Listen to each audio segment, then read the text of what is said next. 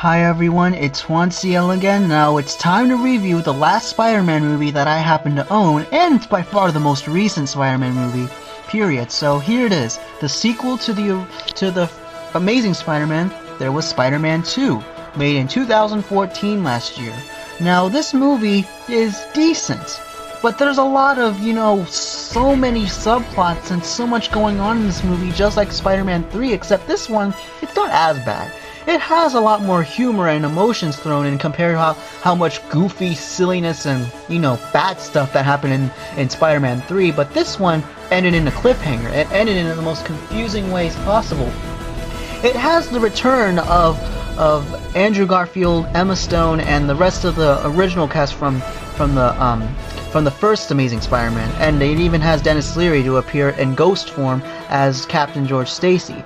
And there are some new characters. There are 3 new villains in the movie. The Rhino, who only appears for a small fraction of this movie, which really disappointed a lot of hardcore Spider-Man fans, while Electro is played by Jamie Foxx, who's already been in 2 movies at the same year of 2014, Annie and Horrible Bosses 2.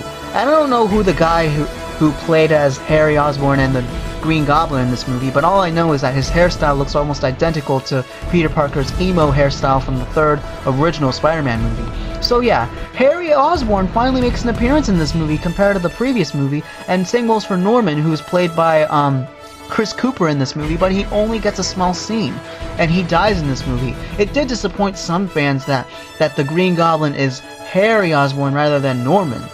And as for the villains, they're a little bit more over the top and cheesy compared to the Lizard in the first movie.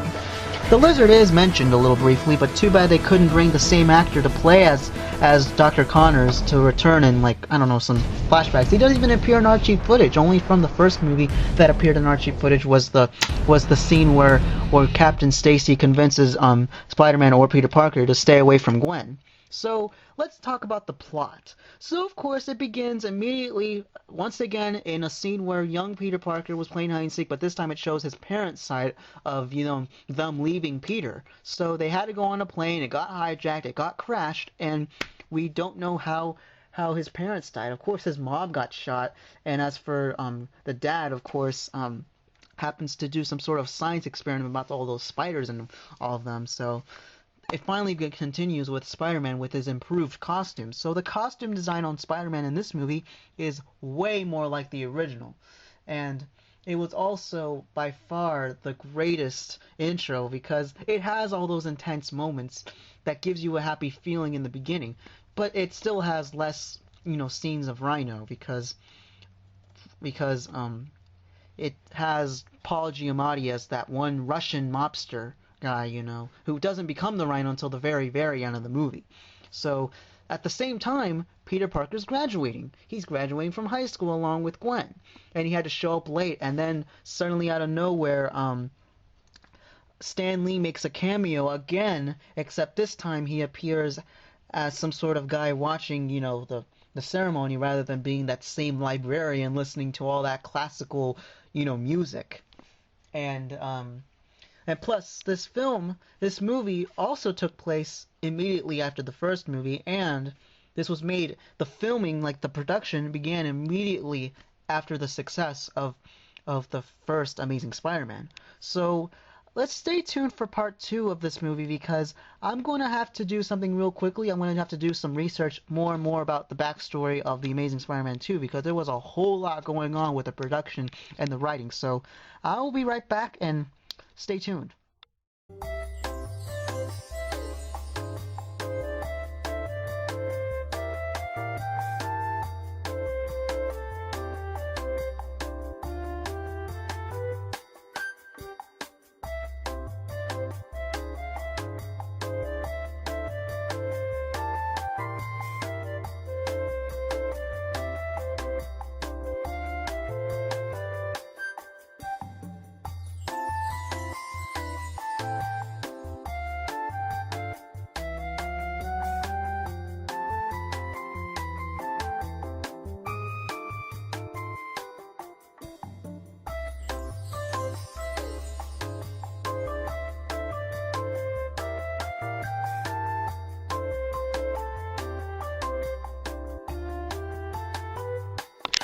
Alright, I'm back again. So, I just did some research, and it turns out that, obviously there was supposed to be Mary Jane in this movie. Yeah, Mary Jane Watson was supposed to be in this movie, and you know who was supposed to play as her? Well, take a guess. The same woman who played Hazel from The Fault in Our Stars and that, I don't know, whatever her name was in Divergent, but yeah, the same actress that played as Hazel, obviously, was supposed to be Mary Jane, but then they got scrapped, I guess because we have to wait a little later, and I guess that never happened because, let's face it, the series ended in a cliffhanger, like I said.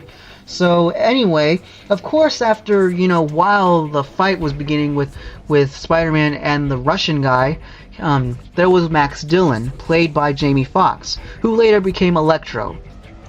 And, of course, he's a big Spider-Man fan. He's a geek. He's a nerd.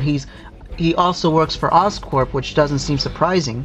So, he obviously got saved by Spider-Man after a car went up to him, and then he said that he's his eyes and ears and all that, and he was somewhat called a somebody, and then at the same time, he has to, do something about it by, whenever he becomes some sort of big fan of Spider-Man, for some reason it was also his birthday.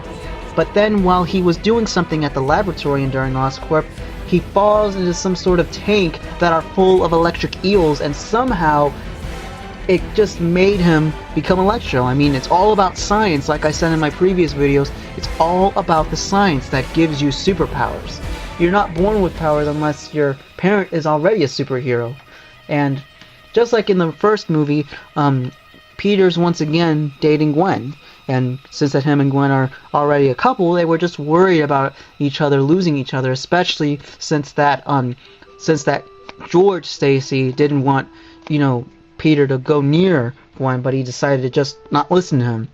So they became more together. They got separated a few times, and then for some reason,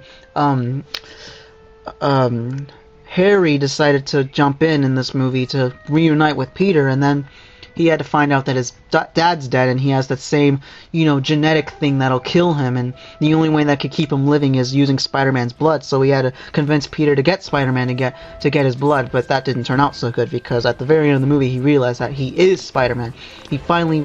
Harry finally realized that Peter Parker is Spider-Man, but he warned him that the blood could be dangerous, it could kill him, so he became the Green Goblin instead, with the help of Electro. So Electro and Green Goblin became, a duo at some point at the very end of the movie. So, yeah, there's so much going on in this movie. So much.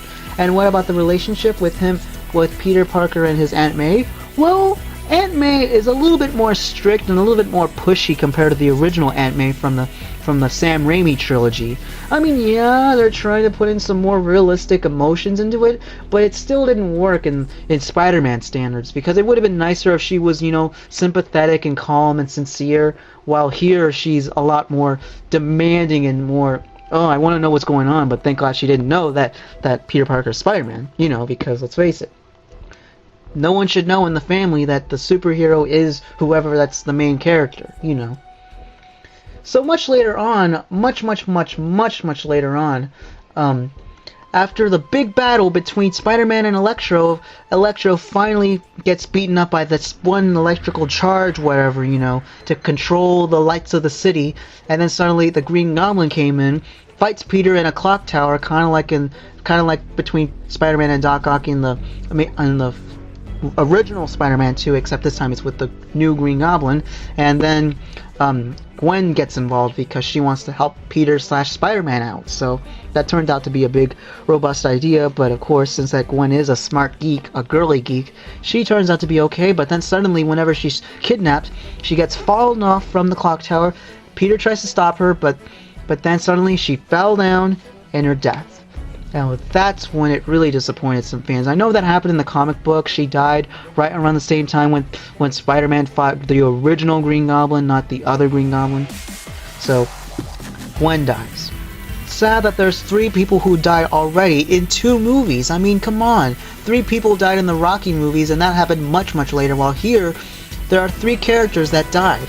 2 of them died in the first one, while 1 just died in the second one.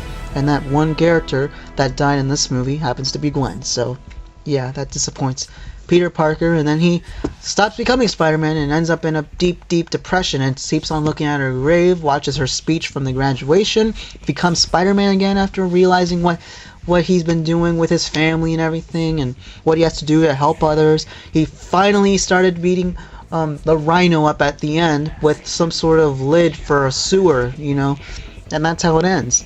It's just a cliffhanger ending. There's no real explanation what's going to happen next. Well, here's what also happened with the production, because just like in the previous, Spider-Man movie, Mark Webb returns as the director. And what about the critical start? Well, some people like it, some people hate it, some people thought it was rushed. Well, in my opinion, it's good, but still a little bit too rushed. Kind of like Spider-Man 3, except it's a little bit better. The acting's good, the humor's great, the emotional scenes are great, the fighting scenes are by far the great part. Even though Electro's a little bland, as well as the Green Goblin and Rhino, they're still enjoyable to deal with in terms of fighting choreography. And what about the sequels that were supposed to be planned? Well, Sony was supposed to make, to be involved with the Marvel Cinematic Universe thing, because with Disney owning Marvel, of course Sony would have to jump in with adding Spider-Man, but that had to be scrapped. There was supposed to be a spin-off with the Sinister Six, with Venom and, the rest of the characters that are part of the Sinister Six, and there was supposed to be an Amazing Spider-Man 3 and 4, but that was later scrapped. And Amazing Spider-Man 3 was supposed to be made right around 2018, but of course that didn't turn out so well, so it turns out that there weren't so many good parts. What would it be like if there really was an Amazing Spider-Man 3 and 4? Well, it would have been okay, it would have been better, but instead they had to remake the Spider-Man series again, except this time they add a new Peter Parker in this one Captain America Civil War movie that'll be out real soon. And then there's supposed to be an animated Spider-Man movie made by Disney, like I predicted. There's supposed to be an animated Spider-Man movie that's going to be later on, I guess somewhere in 2017 or 18. So there's going to be a lot of sequels planned and everything. Remakes, I meant, and not sequels, of course not, because this is a cliffhanger ending. Except we only have one sequel to Amazing Spider-Man 2, so that wraps up all the Spider-Man movies that I own for this month. And don't worry, as soon as I get the new Spider-Man movies, whenever they do make new Spider-Man movies, I'll review them and think about what I think of them. And as for the Rocky movies, there's still one more movie, as well as Creed, which is still not out on theaters yet. But I really hope you all guys enjoyed the Spider-Man reviews. Comment and subscribe, and stay tuned for the last review of this coming era of Spider-Man and Rocky. It's Rocky Balboa, aka Rocky 6. Thank you so much for giving me over 1,000 subscribers. Next time, I guess at some point later on, I will make some sort of 1,000 subscribers update video, as well as an Eddie Guerrero tribute video next week, because next Friday will mark the 10th year anniversary of Eddie Guerrero's death. If you don't know who Eddie Guerrero is, he's a wrestler who was a part of WWE and ECW and WCW, so that's all I have to say. Remember, click the subscribe button, peace out, rock on, and stay tuned for Rocky 6.